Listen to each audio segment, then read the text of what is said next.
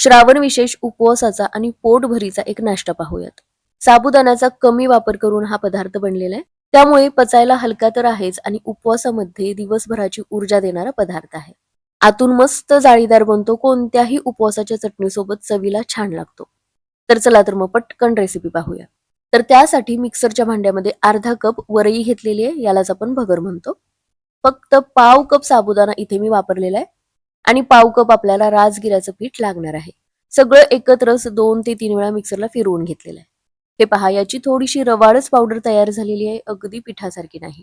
आता यामध्ये अर्धा कप दही किंवा ताक घालायचं. अर्धा कप पाणी घालून असं एक बॅटर बनवून घ्यायचं. एक 2 मिनिटे फेटून झाल्यानंतर 5 मिनिटे हे असं झाकून ठेवायचं. आता यासाठी आपल्याला बटाटा लागणार आहे. बटाट्याची साल काढून किसून घेतला. या बॅटरमध्ये बाकीचं साहित्य तर घालूयाच, पण त्या अगोदर या येत्या फेस्टिव्ह सीझनसाठी नवीन आलेलं मंगलसूत्र आणि ठुशीचं कलेक्शन पाहूया. अँटिक फिनिश भरपूर व्हरायटीमध्ये मंगलसूत्र आणि ठुशी आपल्याकडे उपलब्ध आहेत. स्क्रीनवर दिलेल्या नंबरवर स्क्रीनशॉट पाठवून ऑर्डर करू शकता. आता 5 मिनिटानंतर या बॅटरमध्ये पाव कप भाजलेल्या शेंगदाण्याचं कूट घेतलं, 3 ते 4 बारीक चिरून घेतलेल्या मिरच्या घेतल्या, चवीपुरतं मीठ आणि 1 चमचाभर यामध्ये साखर घेतलेली. यामध्ये किसून घेतलेला बटाटा सुद्धा घेतला आणि छान सगळं मिक्स करून घेतलं.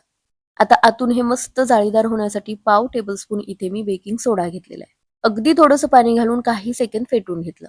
आता एका छोट्या पॅन मध्ये 1 चमचाभर तेल चांगलं गरम करून घेतलं. यामध्ये 2 पळी हे बॅटर काढून घेतलं, छान पसरून घेतलं. वरती थोडंसं चिली फ्लेक्स घेऊन फक्त 5 मिनिटे शिजवून घेतलं.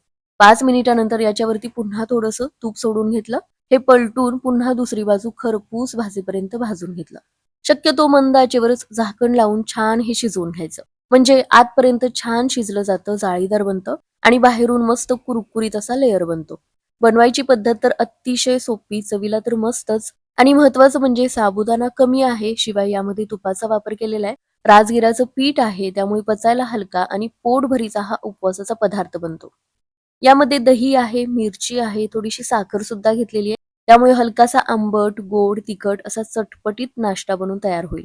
उपवासाची शेंगदाण्याच्या चटणीसोबत चवीला अतिशय छान लागतो. उपवासाच्या दिवशी एक जरी हा पराठा म्हणू शकता खाल्ला तरी सुद्धा दिवसभर भूक लागणार नाही. श्रावणामध्ये फक्त साबुदाण्याचा पदार्थ खात असाल तर कोणत्याही बाकीच्या उपवासांना हा पदार्थ नक्कीच चालेल.